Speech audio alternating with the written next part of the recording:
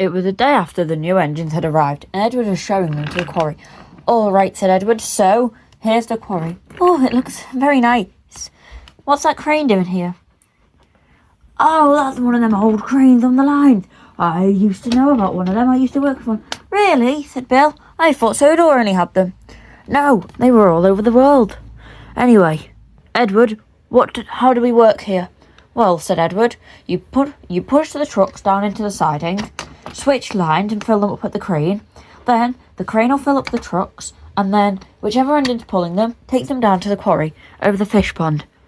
Only you two can do that job, though." "Why?" asked Mavis.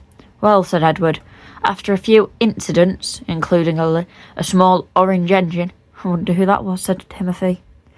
"Oh, it could be anyone," said Bill, looking at his buffers. "We're not allowed to use the duck pond unless we have side plates. That's why we brought you two to the quarry." "Well, we're ready to help, and happy to do it as well," said Timothy. "Well, that's good," said Edward. "Now, Bill, can I trust you to keep an eye on these two and help them understand? My passenger train doesn't run itself, you know."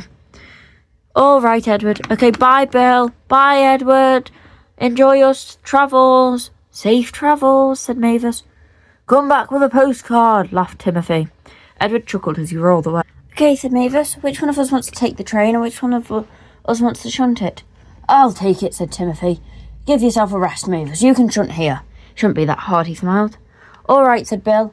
"Mavis, switch lines and spin round." "Okay." Mavis quickly turned round.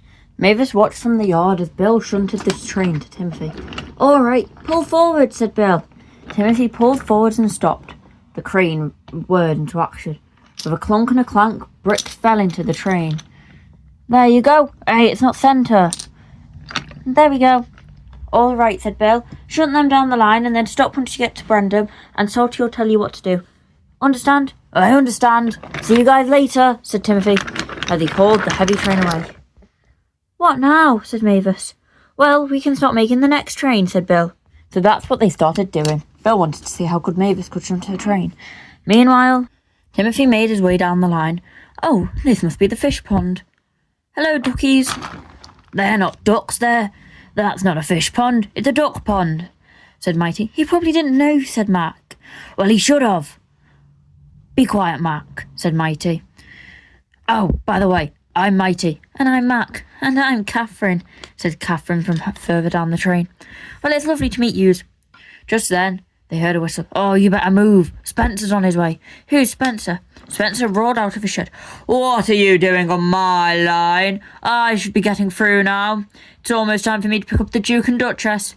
"But I thought engines without side plates could only go over this," said Timothy. "Well, that is the case, but I'm an exception. Let's get out of here, Mac," said Mighty. "I agree," said Mac to Mighty as the two of them quickly raced off. "Good luck," they shouted to Timothy. "So, are you either going to move or keep arguing?" Timothy sighed. "Well, can you move first? These stone trucks are too heavy to reverse." "I will do no such thing. I am allowed, you know. I'm a private engine." Timothy groaned and started to slowly reverse backwards. Then he wheezed. "No, if I'm allowed to go through, then you will have to wait." Timothy pushed forwards into Spencer. "What? No, this can't be." Spencer tried to push forwards, but Timothy gave him a bump. Spencer rolled backwards and bumped into the back of his shed. The roof caved in a bit. "I knew I should have repaired that," he mumbled. "Good day," snapped Timothy as he pulled his train away. Spencer sighed. His tender had been knocked off the rails. "Can somebody get me out?" he said, as the roof covered his nose. Meanwhile, at the quarry, Mavis was having her own trouble. "Oh, all right, so do I just shunt it into the yard?" "Yes," said Bale. "Right, I'm going to have to leave because Arthur's due down this line and I can't get in the way." Arthur wheezed by. "Morning, Bill." "Sorry, Arthur, I'll be out of your way," he smiled. Mavis panicked as she heard Arthur. "That must be an engine. Quick!" Mavis didn't know that Arthur was on the other line. With a bump of her trucks, she smashed them into the cave. The sign flew off and the trucks barricaded off. "Oh, hey!" "Oh no, my friend, are you okay?" spluttered Hero. "I think you got a bit of coal on my line." I'm so sorry, I didn't mean to. Are you all right? I heard a crash, said Arthur. I didn't mean to scare you. I wasn't on your line, though. I hope you can clear it up soon, said Arthur as he quickly hurried away. Mavis sighed. Oh, this is all my fault, she said. Look at what I've done. Bill roared back. Mavis, I told you to wait. Well, I thought she was coming towards me and I panicked. Bill, my friend, can you go and get the breakdown crane?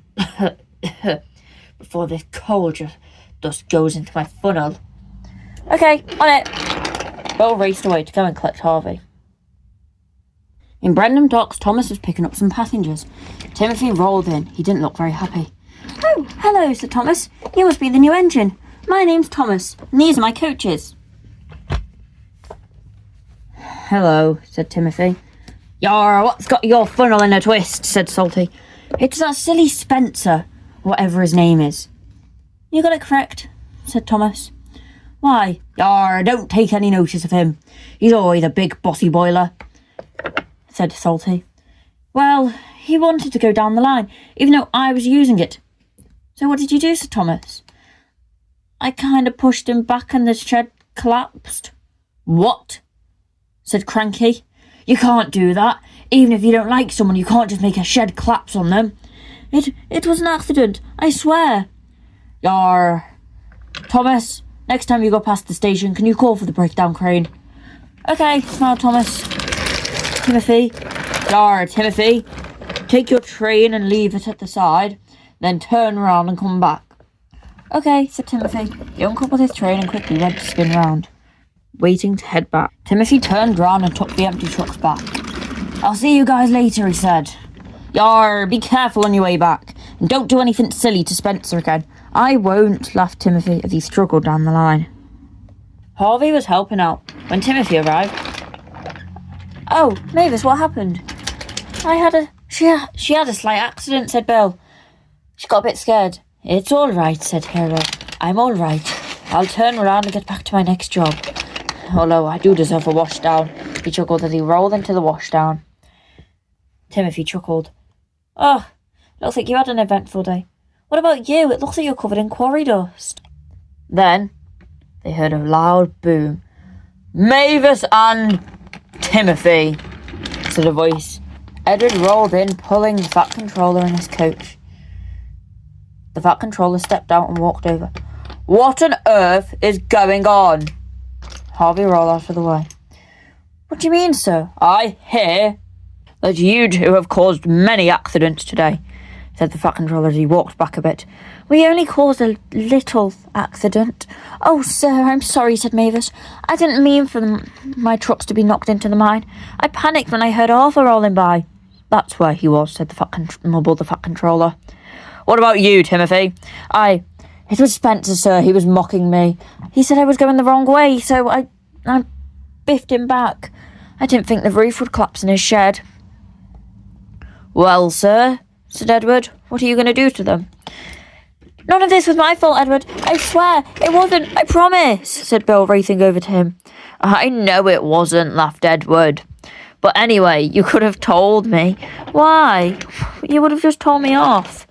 No, I would have helped you. Well, said the Fat Controller, I don't think it'd be fair to punish them on their first day, but I think they need to have a few lessons in how to run the quarry. So, before I can trust them to run the quarry, I will be having Edward show you how to shunt and pull trucks. And deal with evil engines, chuckled Bill. And deal with evil... Wait, what? Said the Fat Controller. Bill chuckled. Come on, Edward, let's show them. So, Bill and Edward sighed. Edward uncoupled from his coach and rolled down the line. The two of them rolled down.